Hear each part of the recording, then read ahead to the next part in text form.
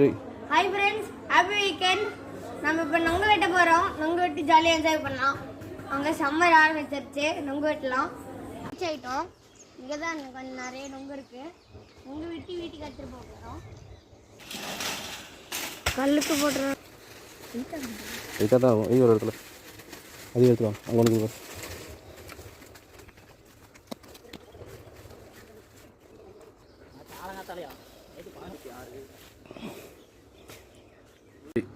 உங்க வீட்டுக்கு வந்துருச்சு, சாப்பிட போறேன். சாம்பிள் தான் பார்த்தேன், தரமாட்டிக்கிறாங்க.